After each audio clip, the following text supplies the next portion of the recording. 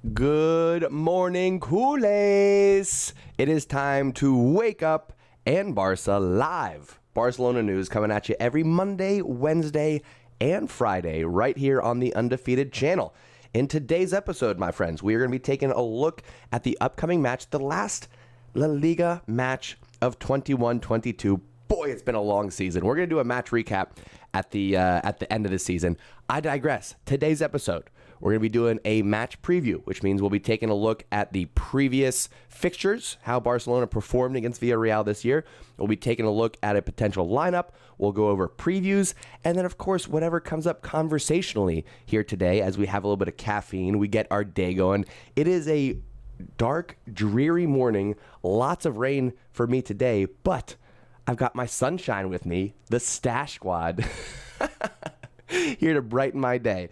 If you are just finding us for the first time, my friend, welcome to the Undefeated channel. Subscribe so you can be part of the conversation. What we do here is we catch up on the news coming out of the camp now. Like I said, we have a little bit of caffeine. We have some good conversation with our fellow Culés from around the world. So like I said, subscribe to the channel, turn on notifications so you know that when we're live, come hang out with us here on the Undefeated channel.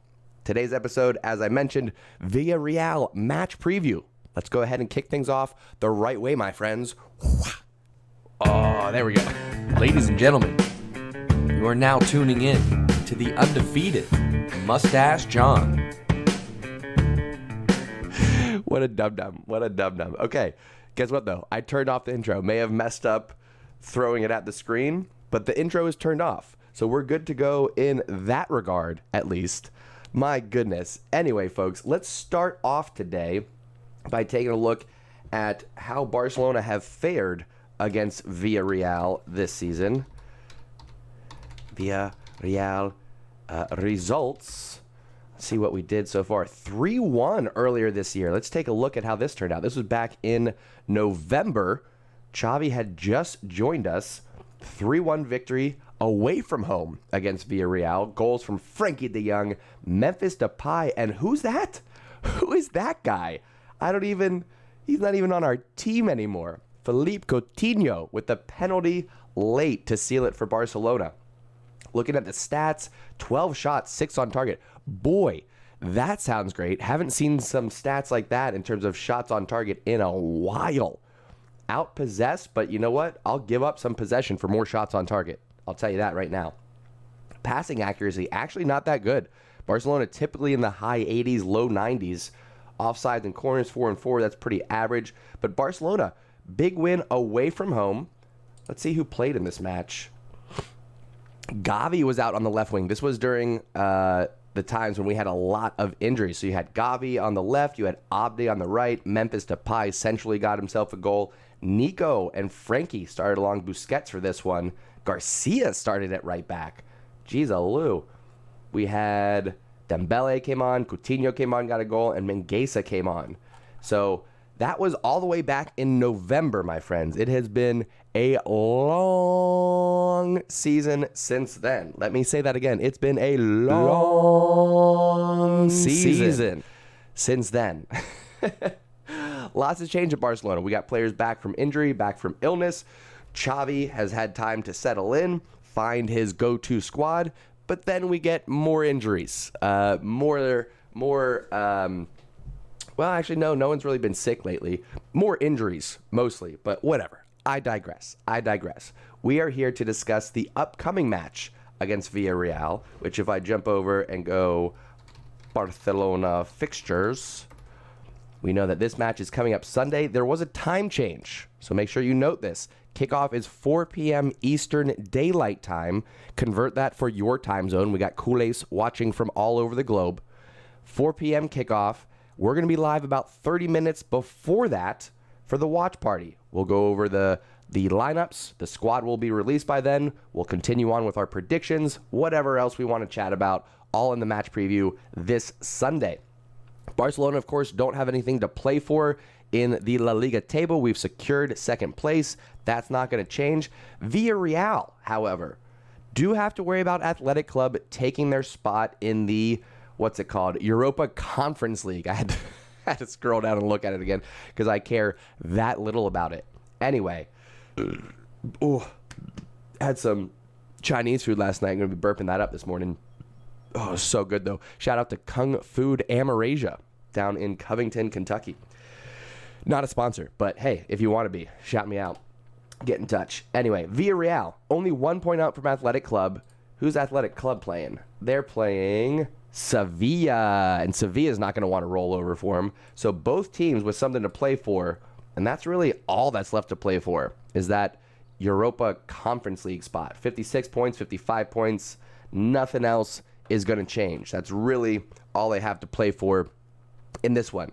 But pride is on the line. Brand is on the line. Some players at Barcelona in particular playing to stay at the club, playing to give Xavi an argument to keep them around for another season and give them a summer training camp to see what they can do in terms of changing perceptions of how much time they should have. We got some players on the bubble. Will they stay? Will they be sold? Will they be out on loan? Who knows? Who knows, my friends? This is where I'm going to pause. I'm going to turn to the chat, get some conversation going, and then we will turn and go over lineups here in just a few minutes. We got some players out due to injury. We got some players that I'm unsure of as well, so we're going to have to talk it out. We'll see what a lineup looks like. We do have the poll going right now, asking who should start on that right wing. Will it be Dembele, Adama, or Torres on that right side? There, the poll is live. Let me know what you think while I turn and get some conversation going here, folks. Important to stay hydrated, particularly when you're dealing with heartburn. Being 34 years old, folks, this is what you have to look forward to. Have a little Chinese food, a couple of drinks, nice little date night with the wife. Next morning, heartburn, it's coming. You're going to feel the burn. Anyway, I digress. Good morning, folks. Let's see who we got in here with us. Let's go from top chat to live chat. Hey, YouTube, will you please default to live chat? I would just really appreciate that if you would do that. Anyway. Hollow the Reaper is in here with us. Good morning, Chris. Good morning to you, sir. No resets so far. I don't know how many days in a row it was, but get that streak up to 1, baby. Let's go. Afif, good morning. Kenny, good morning. Who else we got here? Sahil, good morning to you, sir. Flash is with us. Good morning, good morning. Everybody else, if I missed you, I apologize. Go Young is with us. Anybody else? I think I got everybody in the chat. Again, good morning to all the Culers from around the world. I appreciate you stopping in and spending your day with me. Andrese, good morning. Erfan, good morning. Watching all the way from Sweden. I appreciate your good sir. Excuse me. Better drink some of this Americano. Americano, go-to caffeinated beverage. Listen, I know the Americano was ironically named because Americans were not perceived to be able to take the strength of a pure espresso. At the same time, it's just good. It's a good drink. I love espresso. I would drink it straight, but then it's gone. It goes away far too fast. Add a little bit of water, not too much so that it's watered down, but add a little bit of water just to make it last longer. I don't hate it. Don't hate it at all. Yum, yum, yum, yum, yum. That's a big hair. I don't want it in my caffeinated beverage. We'll keep that out of here. Kenny says Pablo Torre will last a couple years in Barca B, most likely. Then he will be called up. Potentially. We'll do a whole episode probably on Pablo Torre, talking about who he is, what the expectations are, yada, yada, yada. I'm thinking right off the bat that he's going to start at Barca B, but then at some point in the season, I think we'll see him come through. Problem is, we've got a loaded midfield, folks. A loaded midfield. Busquets sticking around for another year, who, by the way, has played more minutes than he has in any other season. Let me pause right there because I just saw this on the Twitters. That's what they call it, right? If I scroll down here, look at this from Barca Center here. Busquets has played 4,330 minutes this season, and if he plays the full game against Villarreal, he will match his personal record achieved when he was 26 years old. In that season under Luis Enrique, he played 4,420 minutes. This is wild, absolutely wild, that Busquets is about to play more minutes than he's ever played before. I love Busquets, okay? So please just listen to what I'm about to say. I love Busquets, but Barcelona have to figure out a way to move on after Busquets. We thought that life after Lionel Messi was going to be difficult. It might be that much harder when we have to go through life without Busquets. The fact that Xavi has the team set up, playing in a way that we just aren't the same team without Busquets. I love De Jong. I'm a big Frenkie De Jong in the pivot role supporter. At the same time, I don't know if it's the specific tactics. I don't know if it's that Xavi has this set up so that you have to have a Busquets player profile specifically in that pivot. Otherwise, it doesn't work whatsoever. And if that is the case, we got to change things because there's only one Busquets. There's only one Busquets. And if he's going to be retired or if he's going to go to MLS, hey, FC Cincinnati's not a bad spot. Just saying, Busquets, just saying. I know Inter Miami looks like a lot of fun, but hey, FC Cincinnati, you come to Cincinnati, we have good weather like a month out of the year. Anyway, I digress. Busquets. Lots of playing time this year. My concern is that we are far too reliant on a single player for a specific position. We need to work that out. We'll get there, folks. We'll get there. We will get there. Anyway, folks. Chris E says, with Xavi saying he wants Collado to come back to Barca and do preseason, do you think he will be a rotation option for us next season? I don't know, because back to that list. Busquets, Pedri, De Jong, Gavi, Nico. You have Pablo Torre, who's going to be at Barca B, but he's going to want to break in there. We have Kessié coming in. If Collado comes in, that's 8 midfielders. Even if you drop Pablo Torre back to Barca B, that's 7. I would say at best, Collado is the 7th of those midfielders. He's last on my list in terms of the depth chart. So I wouldn't put too much stake in counting on Collado for this season. Just saying.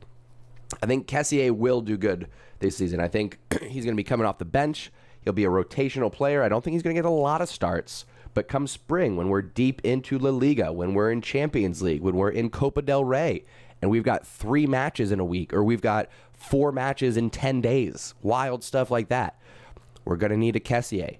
We're going to need that depth. We're going to need to be able to rotate. So again, all the more important that we focus on all summer long. Like, yes, they get a break, but once they come back from training camp, what I would do is I wouldn't let Busquets play in that pivot role at all until we find someone who's going to be his replacement. That's what I would do. I really thought this year was going to be the year that Busquets gets rotated, but wrong. As you can see, more minutes played than ever before, as long as he plays the 90 minutes in this upcoming match. Absolutely wild.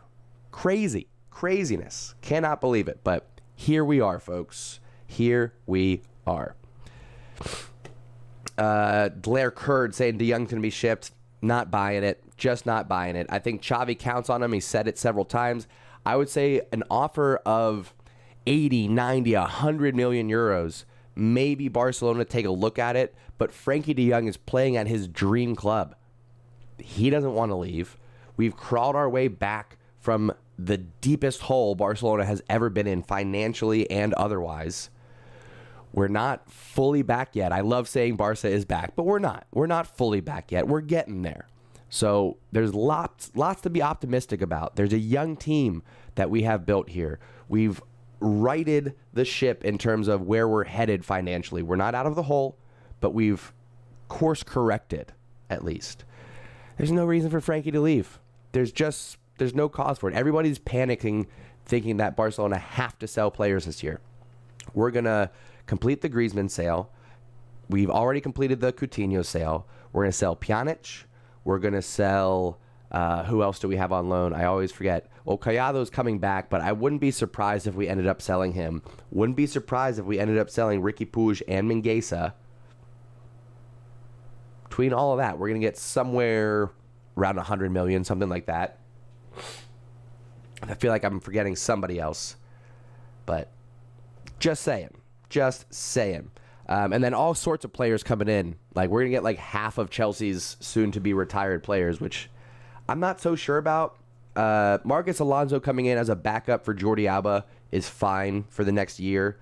Azpilicueta, I appreciate his mentality. I don't know if Xavi would plan to use him in a back three or throw him at right back, but we're pretty flush with center backs once Christensen comes in. Plus, apparently, we are looking at Jules Koundé as well.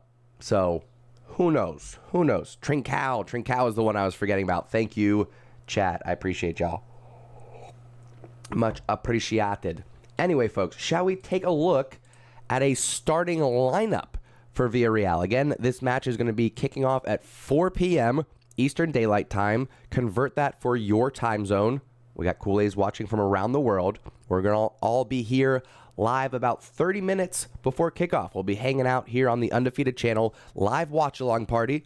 We'll go over any news, any headlines leading into the match. We'll talk lineups and predictions, just like we are here today. But we'll have a little bit more information. The squad will be released.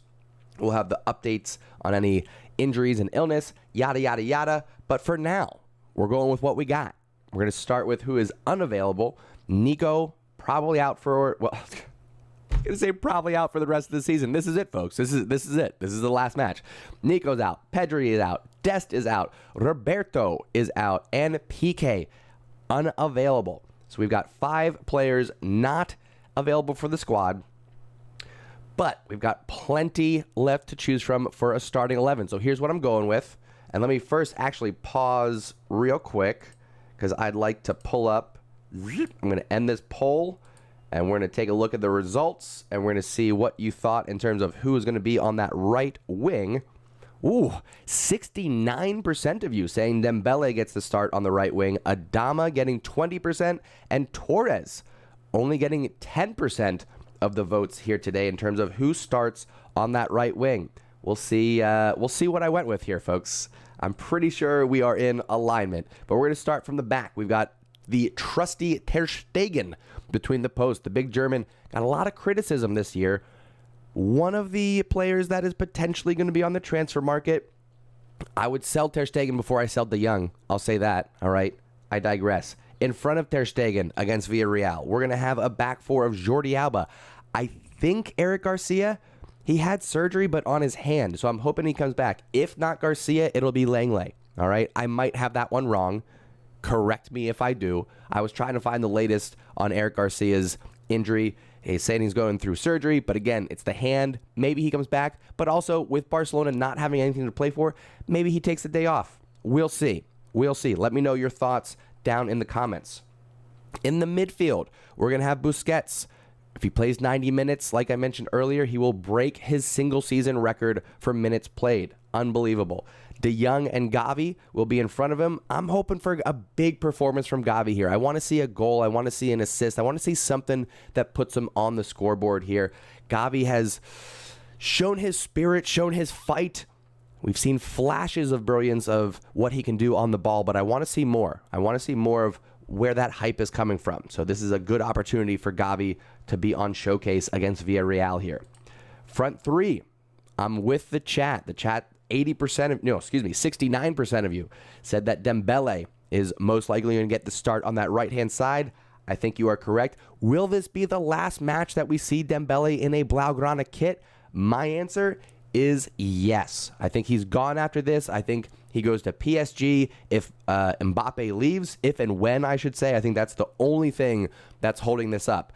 Apparently, Madrid thinks Mbappe is going to stay at PSG. PSG thinks that Mbappe is going to go to Madrid. Nobody knows what he's doing, but he's days away from making a decision. That apparently is going to be happening sometime in the very near future. I think once Mbappe says, yes, I'm going to Madrid, Dembele goes to be at PSG, and it's a done saga. Anyway, we'll finally be over. We'll finally be done with this nonsense. Been dealing with this since January. Anyway. Memphis, I think, gets to start over Aubameyang this time. Aubameyang probably going to come off of the bench. I think Memphis just gives us a little bit better of an option on the outlet pass. He's got a little bit more control with playing with his back to goal. So I think Memphis gets the start. Ferran Torres on the left. No reason to risk Ansu Fati. Last match of the season. He'll get some playing time. He had about 40 about 30 minutes in the last match against, I don't even remember who we played last weekend. It's been a long week, folks. It's been a long week. Anyway, I think Ansu comes off the bench. I think Adama comes off the bench. Probably going to be his last chance to play for Barcelona. So I think Xavi throws him a bone there. We'll probably also see Ricky Puig. We'll probably see Luke De Jong. Who knows? Xavi could actually... I might be totally wrong here. Xavi could turn this into more of a sentimental, give Goatwait some time, give Luke de Goat some time, give Mingueza some time. That could happen. We could have Mingueza starting next to Araujo. Who knows? All right.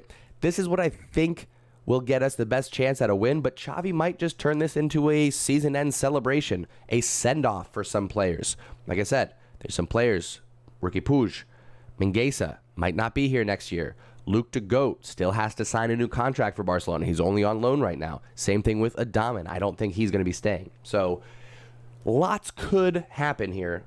We really don't know. Xavi could go a number of ways with how he presents this lineup. But what I do know is that we will be live 3:30 p.m. this Sunday for the final match of the year. And it has been a wild one, my friends. A wild one.